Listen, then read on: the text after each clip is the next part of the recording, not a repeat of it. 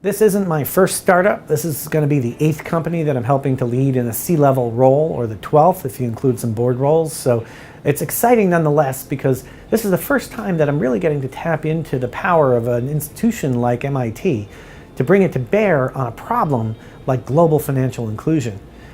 In the past, I've done things like helped Fortune 1000 companies build substantial divisions, such as the Enterprise Risk Management and Compliance Division of Dun & Bradstreet, and deployed capital as a venture capitalist. But I'm really excited now to be working at Distilled Analytics, a company that I started in part because I was inspired by my students at MIT.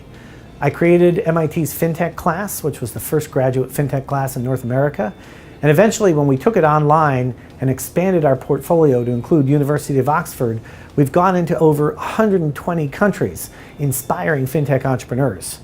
I looked at all these great students who were starting companies, and I felt a little sheepish that I was just opining from the sidelines instead of diving into the fray myself. And so that led me in part to start Distilled Analytics. So the research behind Distilled Analytics dates back decades from work that Professor Pentland and his group have been conducting around the world on trying to ask questions like, how can we use new technologies to bring more people into the system? What's interesting is that the future is the global south. If you look at the population today and the growth of economies worldwide, the biggest growth rates are going to come in the global south rather than the global north. This means you're going to have people who are more poor and more mobile enabled. They're mobile first, who are dealing with the financial system. The financial system today is not really set up to handle that. Today's financial system is constructed around 10 million customers with an average balance of maybe $1,000. It has no way of handling 1 billion customers with an average balance of $10. But it turns out that if you take some of this research that Professor Pentland had conducted around social physics and around using big data extracted from things like mobile phones, and you apply it to financial services, you can create scalable systems to bridge to the customer of the future that represents the next 50 years of financial services. There are other companies that are trying to use, let's say, identity technology to better resolve who people are. Companies like Socure or Secured Touch. In the beginning, you had companies that eventually were acquired by people like Apple that did basic physiological biometrics. I'm going to take your fingerprint and I'll scan it off of a device on the phone and use that for account security and identification. A couple of problems with that, not the least of which is the fingerprint security on the iPhone 7 was cracked within 24 hours of its release. The facial recognition software on the iPhone 10 was cracked within 48 hours of its release. And it's worth noting that Professor Pentland invented the original facial recognition software, the eigenfaces, back in the early 1990s. So that's old technology. He's since moved on to much newer generation technology.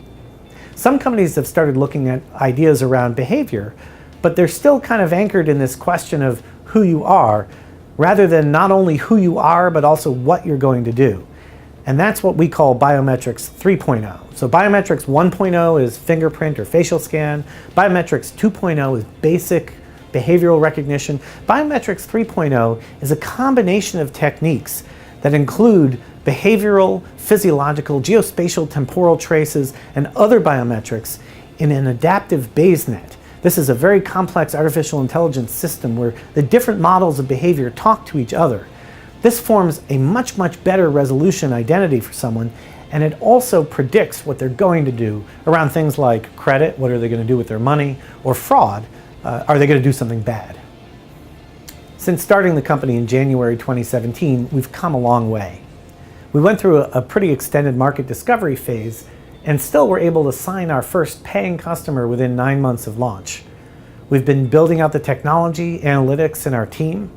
Over the summer of 2018, we signed 2 more enterprise customers, and now are poised to sign 4 more between November and the end of 2018. We're setting up for a tremendous 2019 with over 200 customer prospects in our pipeline and a lot of excitement around our predictive identity software technology. The future of Distilled is quite bright. We are starting to see network customers come online.